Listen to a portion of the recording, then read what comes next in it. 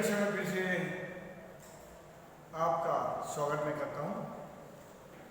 आज जो हमारा विषय है वो है तुलसीदास रचित दोहे।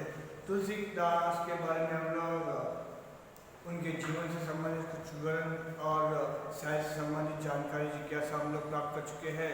आज हम लोग आपके टेक्स्ट बुक में जो दिए गए कुछ तुलसी से संबंधित दोहे हैं उनके बारे में चर्चा करने की चेष्टा करेंगे। पहला दोहा है, फर्स्ट दोहा। राम नाम मन दीप धरो जीह देहरी द्वार, तुलसी भीतर बारो जो चाहसी उजिया। यहाँ पर इस दोहे में तुलसीदास जी राम नाम की महिमा के बारे में गुणगान कर रहे हैं कि राम जो शब्द का उच्चारण जो महामंत्र है हम लोग करते हैं तो उसके पीछे कारण क्या है और उससे होने वाले लाभ क्या है, उसका महत्व के बारे में समझना चाहते हैं। कहते हैं कि राम नाम माने दीप धरो जीह देहरी द्वार। जैसे उदाहरण के लिए हम लोग एक दिया होता है, कोई दिया, जैसे हम लोग दीपावली के समय दिए जलाते ना, ठीक ऐसे एक दिया या फिर कैंडल मोमबत्ती ऊपर रखो तो किसी दिए को मैं दहलीज के ऊपर, दहलीज जो डोर के पास होता है कि दहलीज डोर स्टेप, हाँ जो लकड़ी होती है ना, जो वुड जहाँ डोर आरंभ होता है घर का कमरे का, तो उस दहलीज के ऊपर मैं दीप रख दूंगा। तो वो मैं अगर आपसे पूछूंगा कि उस दिए से आने वाला जो रोशनी है, प्रकाश है, कहाँ जाता है। एक बार ऐसे ही क्लास में छात्रों से प्रश्न पूछा तो कुछ लोगों ने कहा कि सर उसका मुंह किधर होता है, जिधर मुंह होता है वहाँ हो जाता है। देखिए कभी कभी छात्र भी कुछ ऐसे जिज्ञासा व्यक्त करते हैं और ऐसे कुछ डाउट्स भी रेज करते हैं कि हम लोग आश्रम में पहुँच जाते हैं, दिया है माय डियर चारों तरफ तो आएगा ना। तो हाँ यस सर। तो कुछ छात्रों ने कहा कि सर कि उस दिए की रोशनी अंदर की ओर जाया जाएगा, और कुछ छात्र ने कहा कि बाहर की ओर जाया जाएगा, कुछ लोगों ने कहा नहीं सर ऊपर की ओर जाएगा।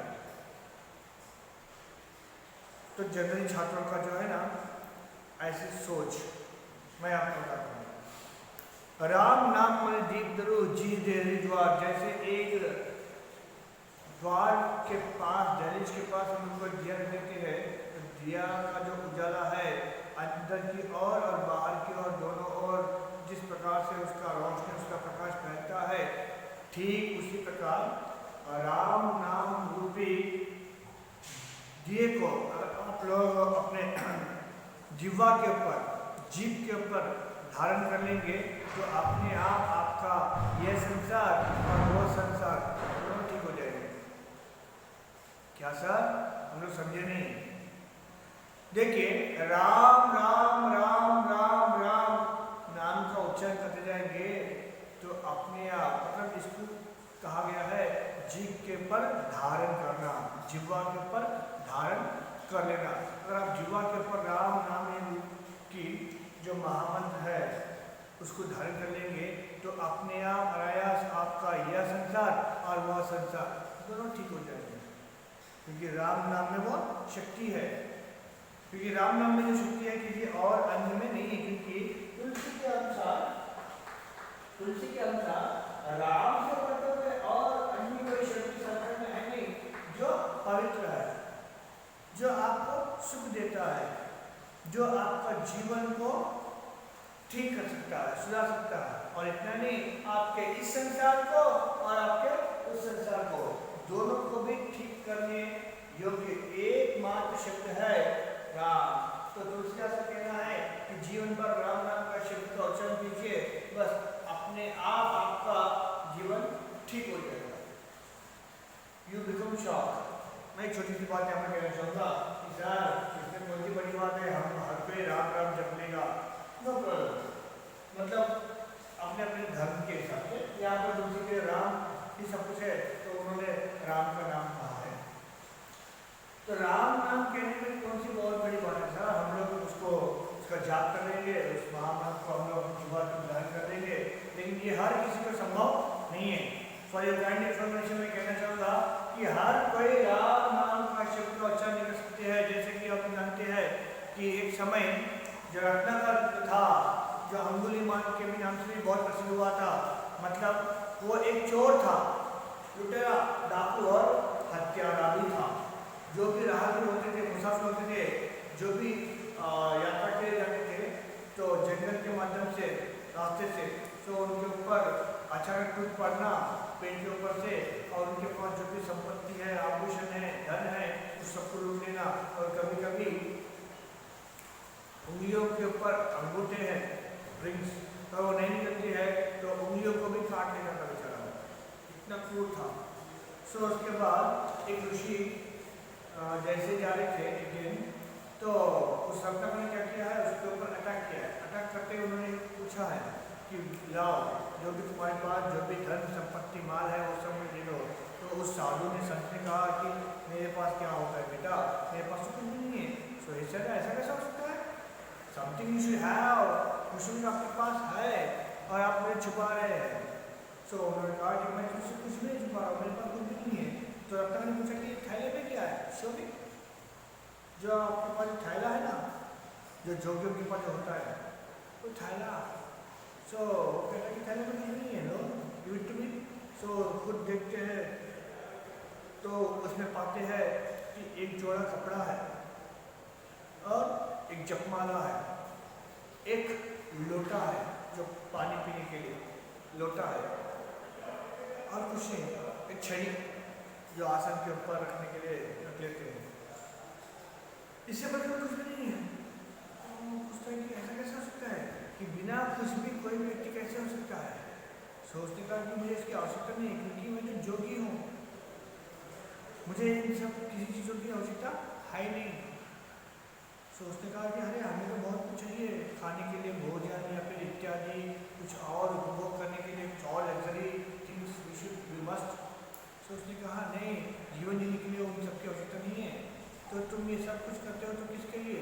तो उसने कहा कि मैं अपने लिए, अपने पत्नी, अपने परिवार के लिए और अपने बच्चों के लिए। तो तुम्हें पता है ये जो तुम कर रहे हो वो सब पाप है। तो रत्नाकर कहता है कि पाप है, हो सकता है कि पाप भी होगा, लेकिन मैं अकेला नहीं, इसमें तो मेरी पत्नी और संतान भी है।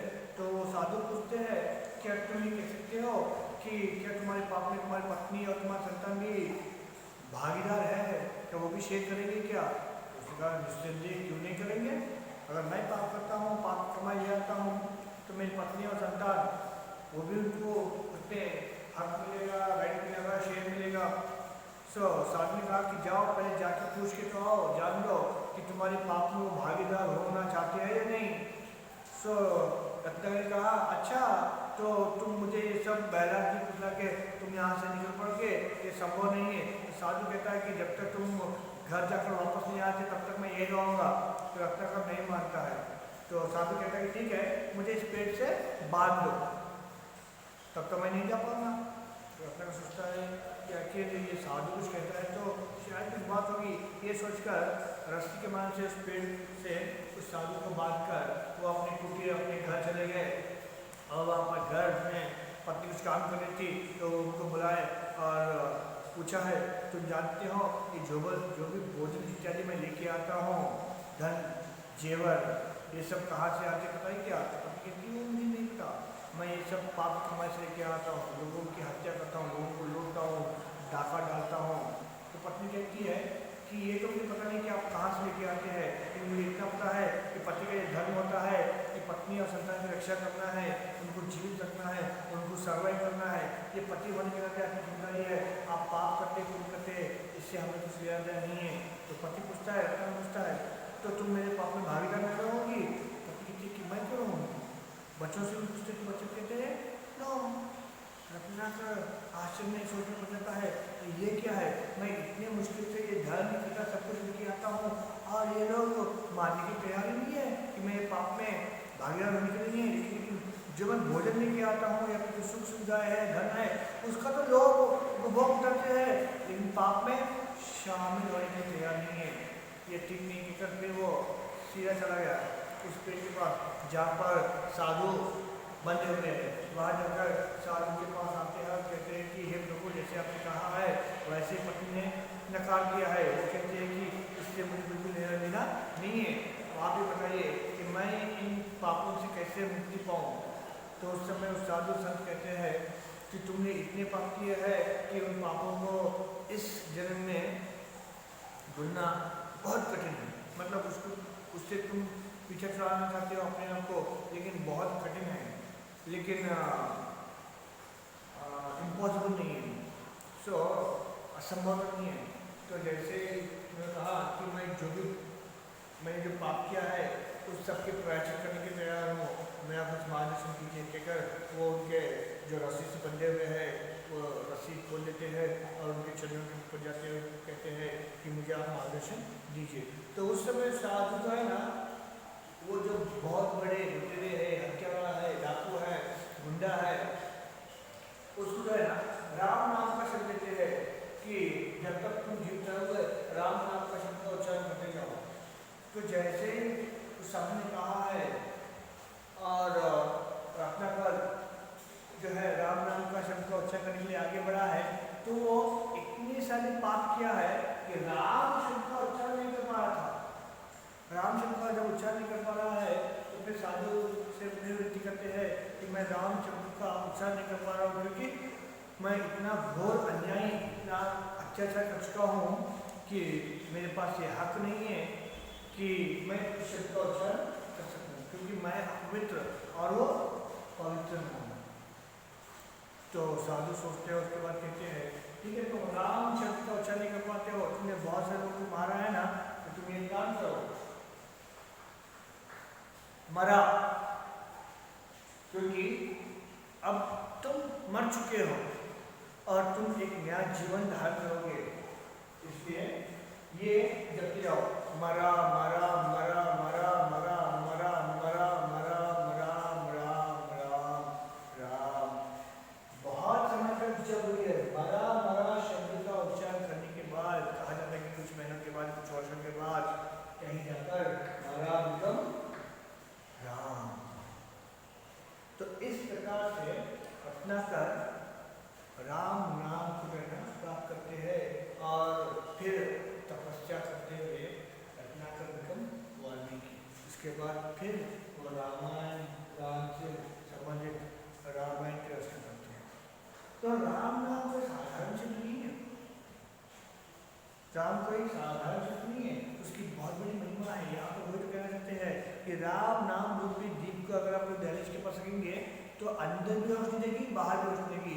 इसी प्रकार अगर आप लोग राम रूपी शब्द को, नाम को, जाप मंत्र को अगर अपने जीवा के ऊपर धारण करेंगे तो जीवा के बाहर भी जो दुनिया है वहाँ पर भी आपको सुख मिलेगा, और जो अंदर जो दुनिया है, मतलब जो आत्म दुनिया है, वो भी, मतलब इहलोक भी परलोक भी, दोनों भी ठीक हो जाएगी। कब? जब राम नाम रूपी महामंत्र को आप जीवा के ऊपर धारण करेंगे। तो ये राम नाम की महिमा है। तुलसीदास ने एक और दोहे में, वैसे तो तुलसीदास के बहुत सारे दोहे हैं जो राम नाम की गुणगान करते हैं, राम नाम की महिमा, राम नाम का महत्व को समझाते हैं। तो और एक बार उसमें कहते हैं कि रा, जैसे आप लोग रा अक्षर का उच्चारण करेंगे तो आपका मुंह का किवाड़ खुलेगा, यू कैन चेक रा। तो जैसे रा शब्द का उच्चारण करते हैं आपके अंदर जो पाप है, मलिनता है, नापाक है, इम्प्यूरिटी है, वो सब बाहर आता है, और माँ कहते ही मुंह का किवाड़ बंद होता है। मतलब आपके पाप को शुद्ध करने वाला, पवित्र करने वाला, प्यूर करने वाला, पाप करने वाला एकमात्र शब्द लेकर तुलसी ने कहा है। तो मतलब राम रूपी एक ऐसा शब्द है जो हर एक मनुष्य को जो है ना पवित्र कर देता है।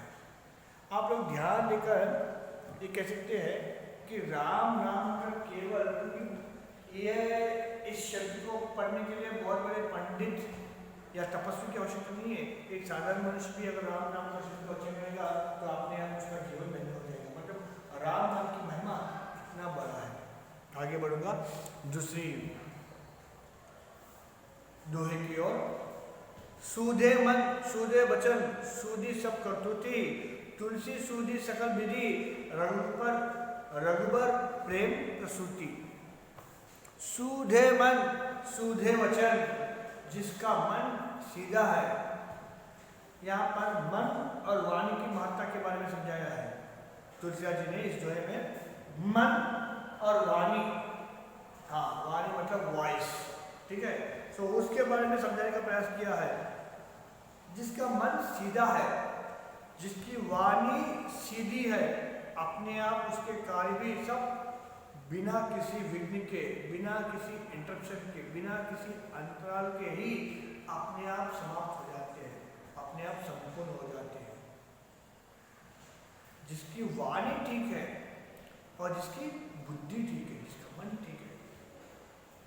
थोड़ा ध्यान दीजिए, अगर आपका मन ठीक नहीं है तो आपके कार्य भी ठीक नहीं होंगे। If you have bad intentions in your heart और इन योर माइंड, तो आपके काम कैसे भी ठीक नहीं हो पाएंगे। जैसे कि आप एग्जाम में लिखने के चले आ रहे हैं, आपके मन में बुद्धि में ये विचार है कि मैं कॉपी करूँगा, यू अंडरस्टैंड। सो मतलब सीधा सा कहने का अर्थ ये है कि जिसका मन ठीक है, जिसकी वाणी ठीक है। वाणी के बारे में मैं कुछ कहना चाहूँगा, क्योंकि मन के बारे में बहुत कुछ कह चुका हूँ, वाणी के ऊपर ध्यान दीजिए। इस संसार में सबसे बहुत ही तीखा शार्प जो वेपन है ना, the one and only tongue, voice. अगर मैं एक आध थप्पड़ झाड़ दूंगा किसी छात्र को, बहुत गुस्से में आकर, अभी तक कभी झाड़ा नहीं, अगर बहुत ज़्यादा क्रोध में आ गया तो शायद if I lost my control, तो शायद एक थप्पड़ झाड़ दूंगा तो शायद मार लगेगी, या फिर और भी ज़ोर से मारा तो गाल के ऊपर 2-3 उंगलियों का निशान रहेगा, या फिर और भी ज़्यादा जोर से मारा तो शायद एक आध दांत हिल भी सकता है।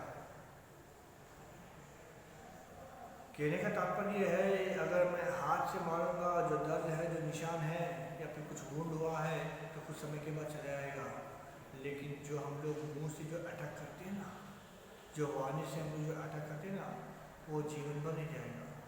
अगर किसी ने किसी को ठेस पहुंचाई है, कोई किसी को ठेस पहुंचाया है, तो कुछ समय के बाद वो जो उसका प्रभाव है वो अपने आप अनायास कम हो जाता है। लेकिन वाणी से हम लोग जो लोगों को ठेस पहुंचाते हैं, जो दुख पहुंचाते हैं, वो आजीवन नहीं जाएगा।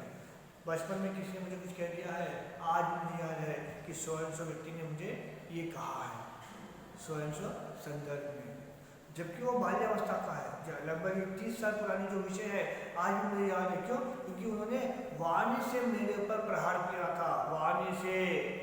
क्योंकि हम लोग कभी भी कोई भी वाणी से कुछ कहते हैं ना, हम लोग उसको आजीवन नहीं भूल पाते हैं। हाँ, कोई तारीफ करते हैं, प्रशंसा करते हैं, वो हम लोग याद रखते हैं। हो सकता है कि भूल जाए, लेकिन कोई हमारे कुछ गलत कहते हैं, बुरा कहते हैं, नेवर। कोई डेड बेड के ऊपर है, फिर भी वो व्यक्ति सोचता है कि इसने मुझे स्वयं से कहा था, उसको याद आता है। क्यों? क्योंकि वाणी से हम जब दूसरों को ठेस पहुंचाते हैं, दुख पहुंचाते हैं, वो कभी नहीं जाता है। It's very difficult task. So संसार में जो है ना, सबसे बड़ा तीव्र कोई अस्त्र है तो वाणी है। उसका ठीक से अगर हम लोग प्रयोग करते हैं तो बहुत कुछ कर सकते हैं। अगर ठीक से हम लोग उसका प्रयोग करेंगे तो हमारे जो बिगड़े हुए काम है वो भी सही हो जाते हैं। क्योंकि वाणी ठीक है तो सब कुछ ठीक है, वाणी खराब, मन खराब तो सब कुछ सत्यानाश। जिसका वाणी और मन ठीक होता है, अपने आप जो प्रेम पूर्वक दूसरों के प्रति व्यवहार करता है, अपने आप भगवान भी उसकी सहायता के लिए आगे बढ़ते हैं और अनायास से उसके सारे काम ठीक हो जाते हैं, ठीक बन जाते हैं। सो यहाँ पर तुलसीदास जी कहना चाहते हैं कि अगर आपको जीवन में सही होना है, सफल होना है, सीधा आप रहना चाहते हैं तो अपने मन और अपने वाणी को नियंत्रित कीजिए, उसको सीधा रखिए, तो अपने आप भी सह चलेंगे। और वो टेढ़े हो गए हैं तो आपका जीवन भी टेढ़ा मेढ़ा हो जाएगा। So control your tongue, control your heart. जो अपने वाणी और मन को कंट्रोल कर लेता है वो दुनिया को अपने मुट्ठी में कर लेता है। तो बहुत मतलब एक छोटी सी बात है। लोग जो है ना, अगर मैं वाणी कुछ खराब करूँगा तो अपने जो बनने वाले काम है उसको भी मैं बिगाड़ लूँगा। अगर आप मूर्ख है तो अपने वाणी को खराब करेंगे, अगर आप बुद्धिशाली है तो अपने वाणी और मन को ठीक करेंगे। अगर आपका मन और वाणी ठीक है तो अपने आप आपके सारे काम ठीक हो जाते हैं।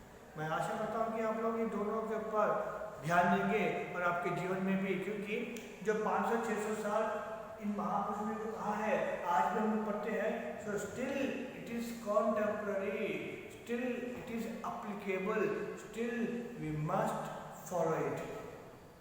क्योंकि उस समय जो कहा है वो केवल उस समय के लिए, पूर्ण जीवन के लिए कहना पागलपन है, मूर्खता है।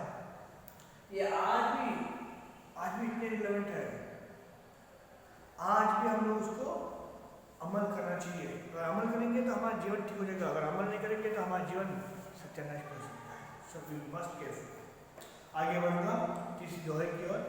एक भरोसो, एक बल, एक आस विश्वास, एक राम घनश्याम हित, चातक तुलसीदास। यहाँ पर भरोसे के बारे में कहा गया है, विश्वास के बारे में कहा गया है। देखिए, जब भी आप पूजा पाठ करते हैं, इबादत करते हैं, नमाज पढ़ते हैं, पैर के लिए जाते हैं, फिर मत्था टेकते हैं, तो जिस जहाँ पर जाते हैं उसके प्रति आपके मन में कंप्लीट विश्वास, भरोसे की भावना होना चाहिए। यहाँ पर तुलसीदास जी कहना चाहते हैं कि मेरा एकमात्र भरोसा राम है, एकमात्र विश्वास राम है और एकमात्र बल भी राम है। क्योंकि मेरे लिए बल भी वही है, मेरी कमजोरी भी वही है।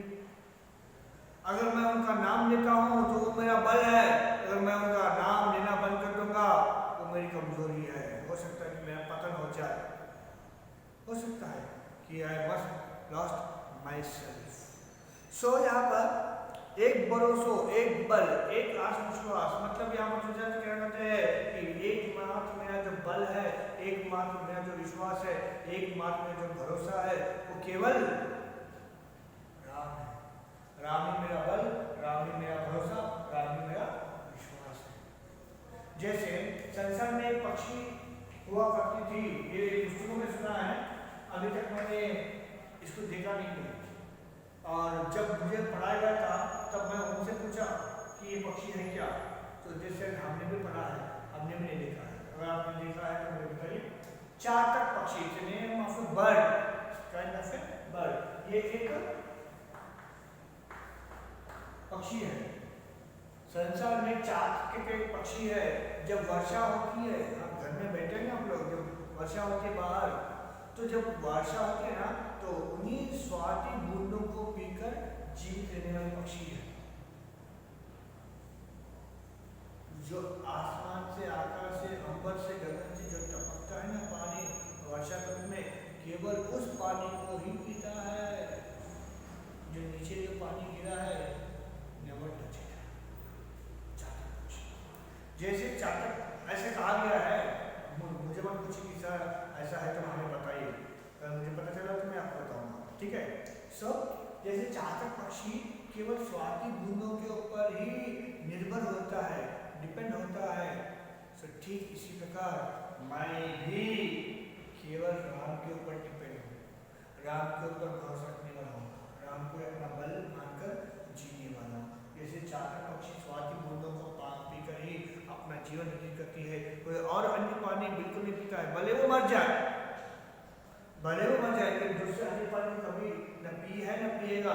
ठीक इसी प्रकार मैं भी केवल राम के प्रति अपना भरोसा, अपना विश्वास, अपना बल, वही मैं यहाँ पर व्यक्त करना चाहूँगा। किसी अन्य देवी देवता के प्रति, इसलिए अनन्य भक्ति, अनन्य भक्ति, अनन्य भक्ति वो है कि जिसको आप मानते हैं ना उन्हीं को अपना सब कुछ मान लेना, किसी और अन्य देवी देवताओं के प्रति अपनी निष्ठा को व्यक्त नहीं करना। केवल जैसे राम, तुलसी में ना केवल राम के प्रति अपनी भक्ति भावना रखती है, किसी और अन्य के प्रति नहीं। क्योंकि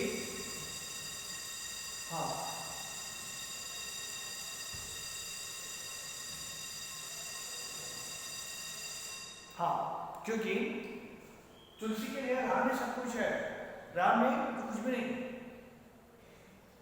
तो ध्यान दीजिए, इसे कहते हैं अनन्य भक्ति।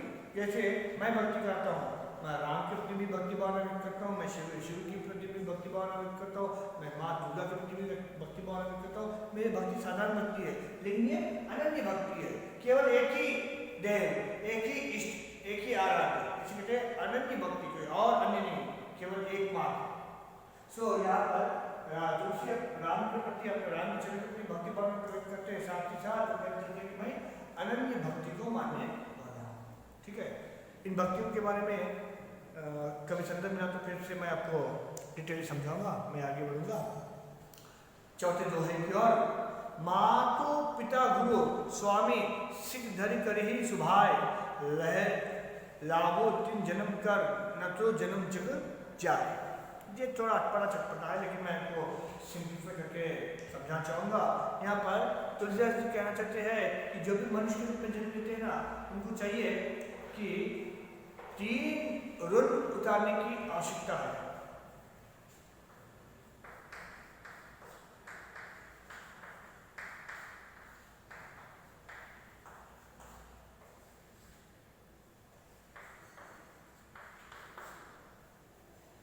यहाँ पर तुलसीदास कहना चाहते हैं कि जो भी मनुष्य संसार में जन्म लिया है, उसको चाहिए कि माता के प्रति जो ऋण है, पिता के प्रति जो ऋण है, गुरु के प्रति जो ऋण है, उसे उतारने की आवश्यकता है। जब जन्म लिए है तो ये करना चाहिए तुलसी जी के अनुसार से। हाँ, संभव है, मैं भी कहना चाहूँगा और मुझे भी उसकी आवश्यकता है। मातृ पितृ गुरु। जब मनुष्य जन्म लेता है तो उसे चाहिए कि जिस माँ के गर्भ से जन्म लिया है तो माता के प्रति उसकी भक्ति भावना होनी चाहिए और माँ के प्रति उसकी कुछ कर्तव्य भावना नहीं होनी चाहिए।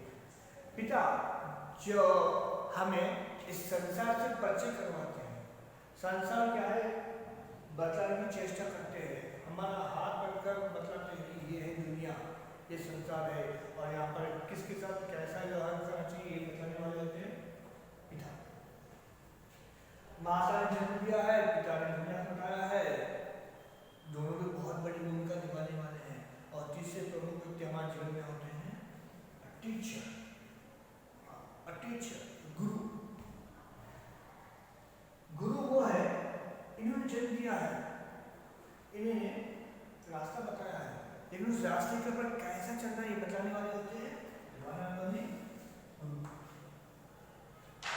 सो माता पिता और गुरु, इन तीनों के प्रति जो भी हमारा गुण होता है, जो भी हमारे कर्तव्य होते हैं, जो भी हमारी जिम्मेदारी है, जो भी हमारी ड्यूटीज है, जो भी हमारी रिस्पॉन्सिबिलिटीज है, मस्ट फुलफिल इट। हमें चाहिए कि मातृ पितृ गुरु इन तीनों को उतारना चाहिए, मतलब तीनों को जो है ना तृप्त करना चाहिए। You must satisfy them. आज ये स्थिति है कि हम लोग माता पिता को घर में रखने के लिए तैयार नहीं है। आजकल कोविड कोरोना चल रहा है तो हर कोई ऐसे है कि माँ को या पिता को कोरोना यस कोविड आ गया है, तो बहुत सारे ऐसे संतान भी है कि अपने माता या पिता को घर से बाहर भी खाते हैं। I am very sorry to say, लेकिन जो समाज में जो हो रहा है मैं वो लाइव सब क्या वो ये है, माता और पिता के प्रति जो ऋण होना चाहिए कि हमें उनके प्रति सेवा की भावना होनी चाहिए। पता नहीं हमारे पास जो जाने अनजाने हैं उनके प्रति सेवा की भावना करने वाले बहुत सारे साधु संत, जैसे कि मदर तेरेसा का नाम मैं यहाँ पर उल्लेख करना चाहूँगा, जो जिनको जानते नहीं पहचानते नहीं, स्वामी विवेकानंद हो, मदर तेरेसा हो, रामकृष्ण परमहंस हो, हमारे पास बहुत सारे ऐसे साधु हुए, संत हुए हैं, या फिर महापुरुष हुए हैं, विनोबा भावे हो, आचार्य जी, तो ऐसे बहुत सारे हैं। और हम आज इस स्थिति में है कि माता और पिता के बीच जो ऋण है उसको भी उतारने की तैयार नहीं है। तो हम लोग कहाँ से कहाँ जा रहे हैं, क्या थे हमारे संस्कार और आज हम लोग उस संस्कार को अपनाने लगे हैं। तो यहाँ पर कहना चाहते हैं माता के प्रति, पिता के प्रति, गुरु के प्रति जो भी आपका ऋण है, उत्तरदायित्व है, आपको चाहिए कि उनको उतार कर अपना जन्म को सार्थक करना चाहिए। अगर माता के प्रति, पिता के प्रति, गुरु के प्रति जो भी आपका उत्तरदायित्व है और आप उसका सार्थक रूप से पालन नहीं करेंगे तो आपका जीवन व्यर्थ है, क्योंकि आपका जन्म लेना ही व्यर्थ होगा। जब जन्म लिया है तो इन तीनों से संबंधित ऋणों को उतारना चाहिए, वरना आपका जीवन बेकार है। मैं नहीं चाहता कि आपका जीवन बेकार जाए, क्योंकि इन तीनों के प्रति जो भी आपकी भावना है, कम से कम एक इंसान के रूप में जन्मिए। मैं ये नहीं कहूँगा कि तुलसी की तरह भक्ति भावना करो, क्या फिर उनको सर पे बिठाओ, या फिर श्रवण कुमार की तरह उनको तीर्थाटन करवाओ, नो। कम से कम इतना तो कीजिए कि वे भी इंसान है, ये भी मनुष्य है, वो भी ह्यूमन बीइंग्स है। सो इनके साथ मनुष्यों की तरह बिहेव करेंगे तो भी आपका जन्म धन्य हो जाएगा। क्योंकि इस संदर्भ में, इस संसार में, जिस युग में, कलयुग में हम जी रहे हैं, उनके प्रति इतना भी हम करेंगे तो हमारा जीवन धन्य हो जाएगा। मैं आशा करूँगा कि थोड़ा बहुत आप लोग समझ पाए हैं और इसी का कंटिन्यूशन हम लोग अगली कक्षा में करेंगे। तब तक दीजिए मुझे धन्यवाद।